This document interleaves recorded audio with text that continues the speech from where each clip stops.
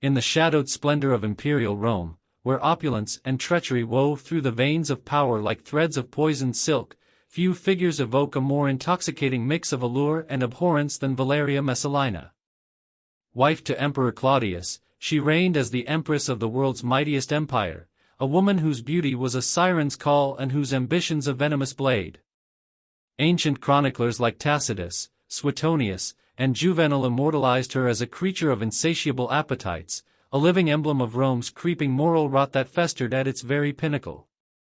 Were these tales inflated by the venom of political foes, or rooted in the unvarnished truth? Regardless, Messalina's notoriety endures as one of history's most notorious sirens, a temptress who transformed the imperial palace into a labyrinth of lust, betrayal, and bloodshed. Beyond the gilded gates of the Palatine Hill, her exploits shattered every Roman ideal of virtue. Her name, once breathed in hushed reverence, soon hissed through the lips of senators and slaves alike, a curse wrapped in silk. Messalina's saga transcends the follies of one woman. It mirrors an empire poised on the brink of decadence, where the lines between dominion and debauchery blurred into oblivion. In her glittering eyes, Rome glimpsed its own fractured soul, radiant, ruthless, and ravenous. Valeria Messalina's rise was no accident of fate, but a symphony of lineage, seduction, and unyielding ambition that ensnared the mightiest heart in Rome.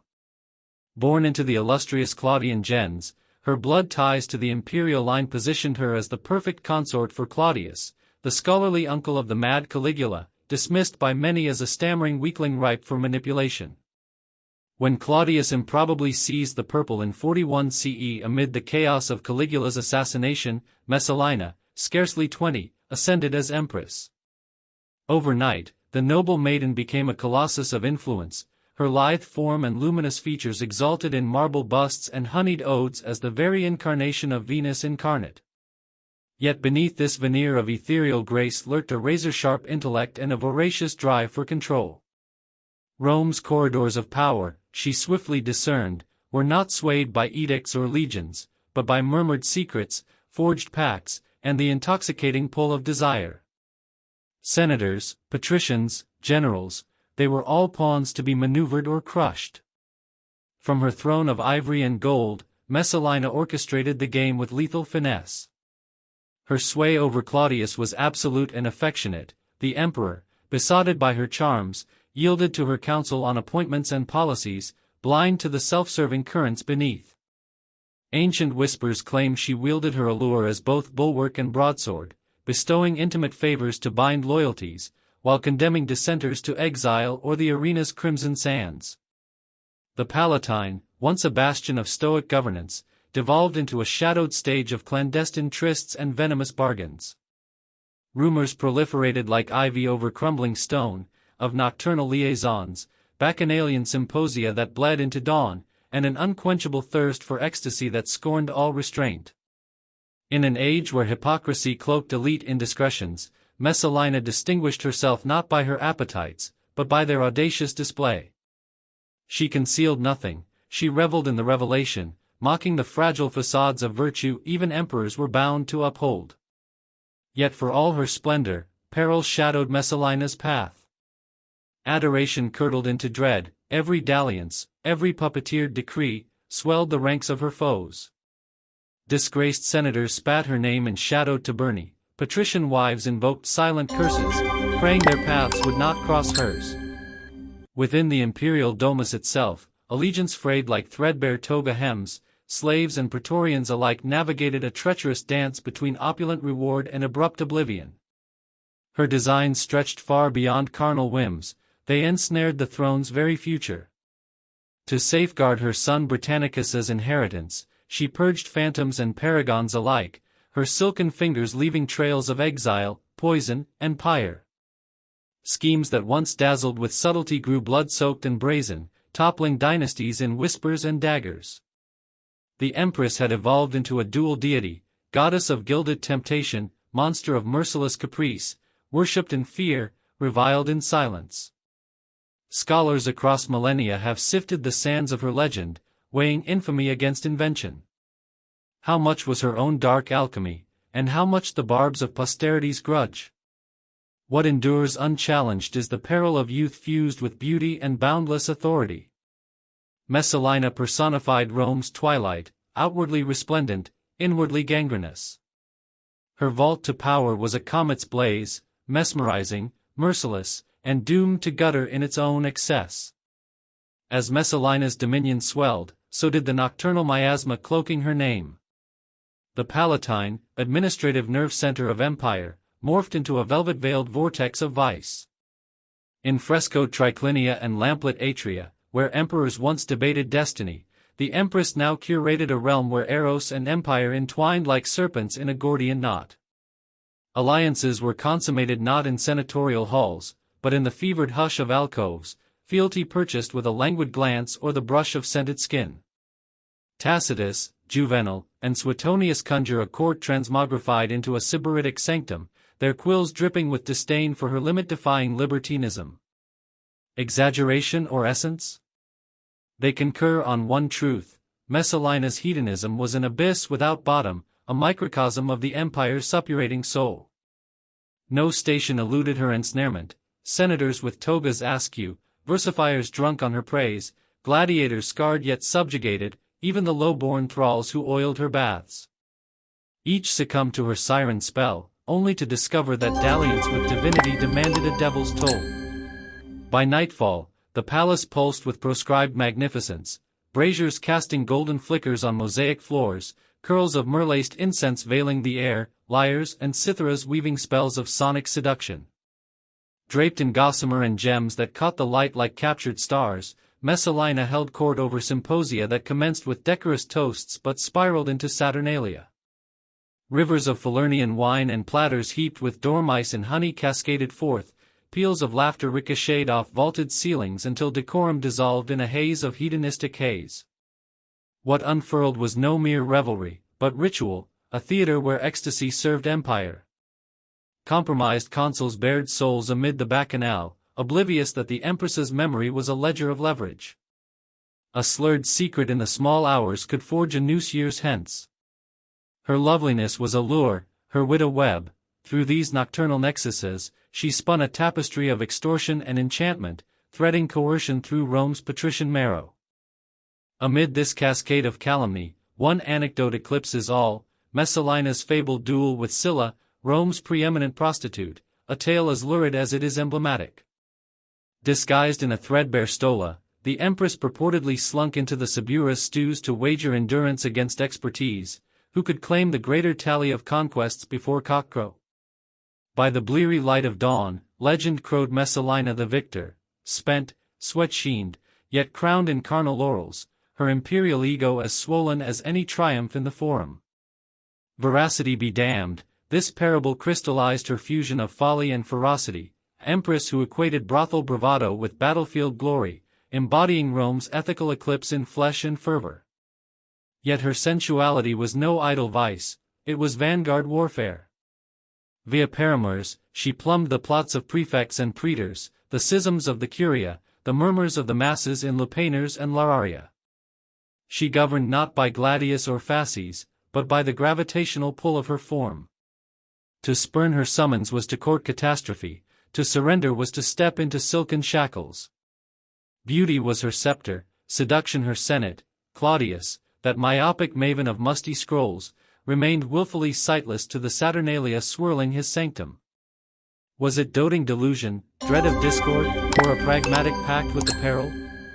His averted gaze gifted her the gala of governance, turning the Palatine into a perpetual mask of mendacity and mirth. As these nights of revelry, as Juvenal mordantly dubbed them, crescendoed, Rome's pulse quickened with unease. Admirers morphed into malcontents, the plebs, once dazzled by her diaphanous processions, now snarled her sobriquet with scorn. The Senate, repeatedly stripped of dignity in her debauched divans, fomented furtive cabals. Rumor ripened into revolt, each orgy, each outrage nudged her nearer nemesis. She, however, floated above the fray, Empress eternal, consequence-proof, her laughter a clarion of contempt. Messalina's citadel of carnality calcified into a bastion of betrayal. Beneath its porphyry porticos and Tyrian-dyed tapestries lurked a cadre of confederates, eavesdroppers, paramours, underlings, who disseminated her edicts like spores on the forum's winds. Power, erstwhile propped by pulchritude, now perched on terror's precipice. Enraptured suitors shivered at her summons, every arching brow bespoke ambush. She had mastered the monarch's dialectic, to be craved and quaked before in equal measure. Her bond with Claudius twisted into a tapestry of tenderness laced with legerdemain. The emperor, that pedant of precedents and plebiscites, found in her a flawless facade, devoted, disarming, ostensibly devout. To the realm, she was the regent in regalia, her murmur molding his mandates.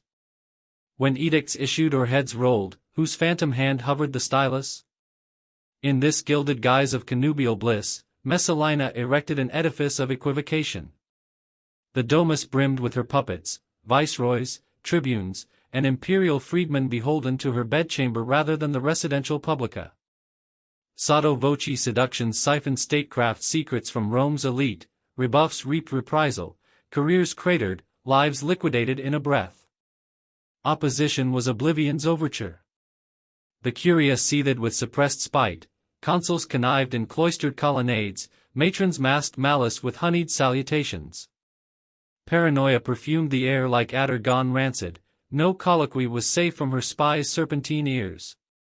Rome devolved into a masquerade of mimesis, faces painted in feigned fealty. As suspicion metastasized, so did savagery, slight summoned Siberia or the sword. A courtier's comely spouse might evaporate by evensong, a once defiant Decurian dawn in the Tiber. Vengeance was her vintage, swift and sans mercy. The herbs learned obeisance, but in its bowels, sedition's shoots sprouted. Claudius, that astonishingly myopic magistrate, persisted in his perceptual paralysis, love's larder or poltroonery's ploy? Libels of her libertinism he labeled as libelous, his Messalina was sacrosanct. Could he not countenance the calumny? Or did disclosure portend his diadem's derailment? Thus averted, he armored her anarchy. Her machinations metastasized, assassinations via apocryphal acta, patrimonies plundered under praetorian pretense, all rubber-stamped by his unwitting quill. She amassed mammon and mulcted malefactors, a spoor of spoliation in her wake. Yet deceit-draped dominion is dominoes awaiting a draft. Her informant web unraveled at its fringes, quailing quislings quested quarter from her adversaries.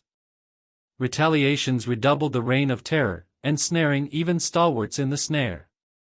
The sovereign of secrets now suffocated in their swarm, intimates intuited the peril of proximity to a potentate propped by phobia. Arrogance, her Achilles' heel, assured her, Claudius comatose, Cabalists craven. But in Rome's rapacious heart, perfidy pulsed primordial. Each erotic entente embedded insurrection, every trusted ear echoed ambition's aria. Her fear-forged fiefdom fissured, and Claudius slumbered on, his nescience her bulwark, soon her blade. By Messalina's nadir's approach, Rome retched at her reek. The herbs, once hypnotized by her hyacinth tresses and heliotrope eyes, now nauseated on narratives of nymphomania and perfidy. Her appellation amalgamated appetite and apostasy, her aura an acid-etching imperial honor. Blind to the brewing Boreas, her hubris hatched her holocaust. Fatales, enthralled to ardor or audacity's apex, she staged a sham nuptials with Gaius Silius, handsome heir to consular heights, her freshest flame. Amid Claudius's Ostian sojourn, the travesty transpired in tabloid splendor, acolytes, aediles, and minstrels merrymaking as if the rite were ratified. Passion's puppetry or palace coup's prelude? Her gambit gored the empire's gravitas. Tidings toppled Claudius like a thunderbolt. Disbelief devolved to desolation, his paragon, progenitress, perpetrator of pinnacle perfidy? Proof proliferated, witnesses, wax-sealed writs, the Subura's snickers. For the inaugural instant, the emperor espied the Senate spectre and plebs poison. The vestal veil she venerated vaporized, bearing the basilisk below. Pandemonium palpitated the Palatine, Messalina, peril's pilgrim, plummeted to Lucullus's Lucullan groves with Silius, beseeching beleaguered backers. But fealty fled, favor Caius forswore her frenzy, scampering from the sinking siren. Her erstwhile echo of ecstasy now a dirge of dread. Claudius's liberty, Narcissus paramount, pivoted to preserve their patron, purging the putrescence. Mandates mobilized, myrmidons marched. Messalina's mastery of machination mutated to mayhem's maw. Beseeching the garden's greenery, her poise pulverized, tresses tousled, tunic tatters, timbre tremulous as she clamored for Claudius's ken. Charms and catharsis, she wagered, would wheedle his wilted will. But the emperor, eyes excised from illusion, embargoed even her silhouette. Narcissus, bearing the inexorable iridict, brooked no bartering, no lictor's law, no litany of lament, no largesse of lenity. Death's decree. Terror transfixed her, suicide's steel she shunned, quivering in quandary. The attendant centurion, chafing at her cunctation, complied with cold dispatch, his gladius gashing her gorge. So perished Rome's reviled Regina, not in senatorial spectacle or plebeian pandemonium, but in sylvan silence, her vitae staining swords once symphonious with sybarites. The bulletin blazed through the brick-embodied burg, senatorial suspirations of surcease, vulgar voyeurism for the vulgus. Elegists eulogized her elegance, execrators exorcised her essence.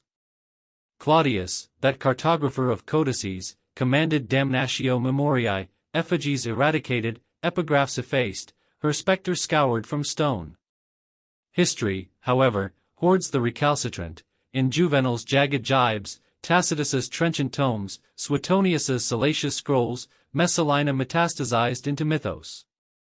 No mere mortal, but morality's memento mori, excess's emblem, graft's gargoyle, unchecked authority's apocalypse. Her terminus transcended tragedy, it telescoped the totality of Rome. In her iridescence and ichor, the imperium beheld its own entropy, a polity forged in frugal fortitude, fattened to fader on frivolity and phlogitia. Messalina's chronicle congeals as caveat, a clarion of concupiscence unchained, aspiration unbridled, and the axiomatic annihilation awaiting the arrogant. She lorded with loveliness and Leviathan, and in terminus, both forsook her. Her bequest? Not basilicas or bloodlines, but the boundless bonfire of begetting, the inexorable inferno of the inviolable. If this plunge into antiquity's abyss captivated you, kindred chronophiles, lend a like, subscribe for more mythic maelstrom, and activate alerts to ensnare every ensuing epic. Vent your verdicts on Messalina's meteoric madness in the comments, heroine, harpy, or harbinger, and we'll rendezvous in Rome's recesses anon.